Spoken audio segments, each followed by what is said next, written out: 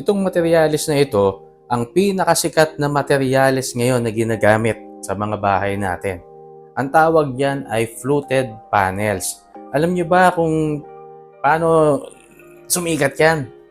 O di, tingnan natin. No? Saan ba galing yan? Check this out. Sana magandang araw para matuto. Welcome back sa YouTube channel natin or sa Facebook.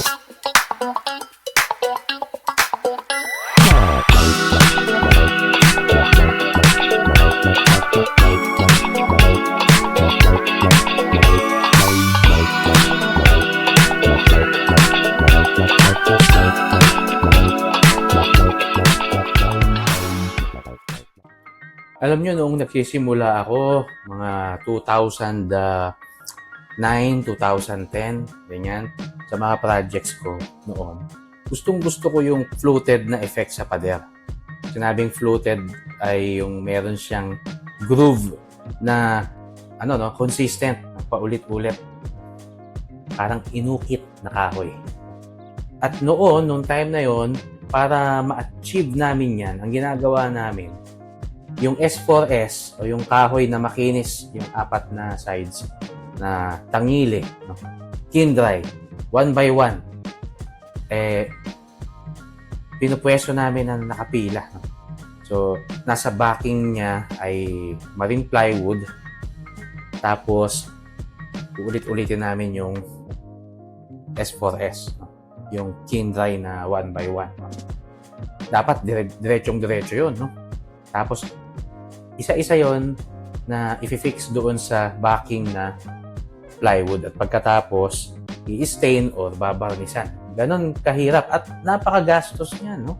Ang gastos sa labor and materials kasi noon wala pang ganitong fluted panels na, yung as in panel na bibilhin mo na siya sa Home Depot tapos ikakasa mo na lang sa pader. Wala yan noon.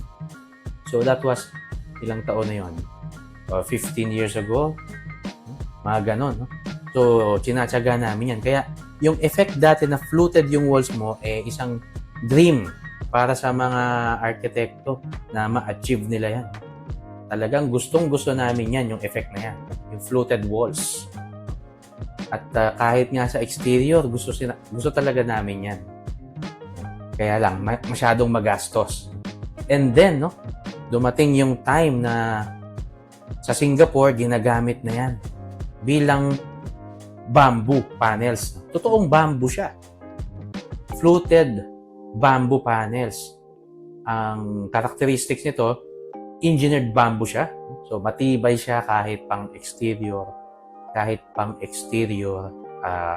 or interior. Ulit-ulit ako. Tapos, yung finish niya, yun na. Kung ano yung kulay ng bamboo panel na yon, no? Ang ginagawa na lang ay ini-stain o nilalagyan siya ng protection sealer, either sanding sealer o anumang klase ng sealing coating, no? Para hindi siya mangitim kasi pwede na siya sa outdoors. Ang problema, mahal, masyado siyang mahal. And then came the Chinese invasion. Nakaisip ang mga Chinese na gayahin yung fluted panels na yon at ang material nila plastic or PVC o kaya WPC. Kaya naging palasak siya, no? At ang presyo niya ang mura.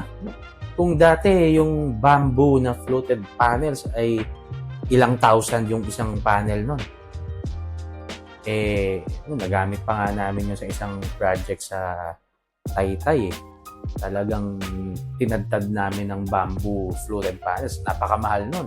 Ilang daang libo ang inabot nun. Pero ito, magkano na lang? 200, 300, 400, depende sa klase. Kung ito ay pang outdoor or pang interior. So, ang dami nang gumagamit, no? Nagustuhan to kahit ng mga pangkaraniwang mga homeowners. Alam na nila ang fluted panel. Dati, nung 15, 20 years ago, pangarap yan ng mga architect na makagamit niyan. Pero ngayon, alam na ng lahat. Kahit saan, makikita mo na siya.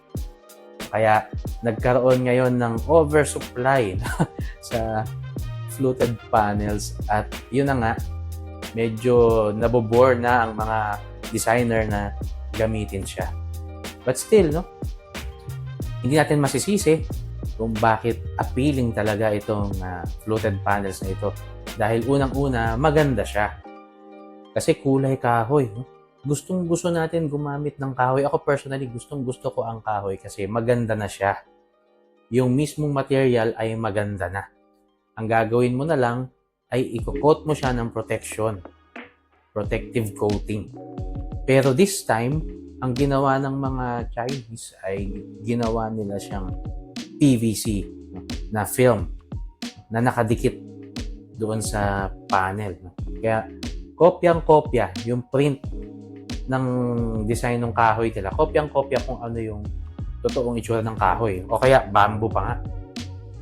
So, very appealing talaga siya. Masarap siyang tignan sa mata. Ang naging problema lang talaga, naging palasak siya. Halos lahat na ngayon ay kahit saan ka tumingin, kahit saan ka pumunta, sa mall man yan, sa dentista mo, sa parlor, sa barbershop, sa lahat, meron ng fluted panels. Kaya medyo nagkaroon ng pananawa. Medyo nasasawa na tayo sa fluted panels. Pero, yun nga, no? Ang fluted panels ay isa sa mga pinaka-nausong paneling or finishing material, pang siding o pang clad sa wall. Ang totoo, simula nung pandemic yan, no? Dumami yan. Kasi personally, ginamit ko siya sa projects ko na nakakabili na ako ng PVC na o WPC na fluted panels. Ano pa? Noong before pandemic pa, gumagamit na kami niya. Pero dahil nga sa Lazada, dahil sa Shopee, mga online shopping, lalo siyang dumami. Pero pangit ba ang fluted panels? Maganda siya. Na ano lang tayo, masyado na lang tayong nasanay. Kapag kasi sinabing kung ano ang magandang cladding, ano magandang siding, fluted panels, yun na yung palaging naging go-to na pang-finish sa wall. Pero maganda siya tignan. Kaya lang, masasabi ko na itong material na ito ay medyo palaos na. Palaos na. So, kung ano mga susunod na mga material sa future, excited tayo dyan. Ang lesson, nasa iyo talaga yan. Kung anong paningin mo, nasa iyo naman talaga yan. Bahay mo naman yan. O kaya, pader mo naman yan. Ikaw masusunod. Ang sa atin naman, napagkwentuhan lang. Bakit naging ganito ang istorya ng fluted panels? Masyadong inabuso ng mga gumagamit.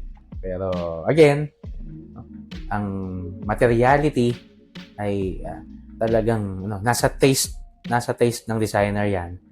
Nasa end user yan. Kung ina-appreciate niya yung material na yon, wag natin siyang pakialaman.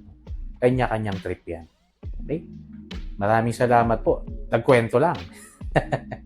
Hanggang sa susunod, kwentuhan ulit tayo. Ako po si Architect Ed. Bye.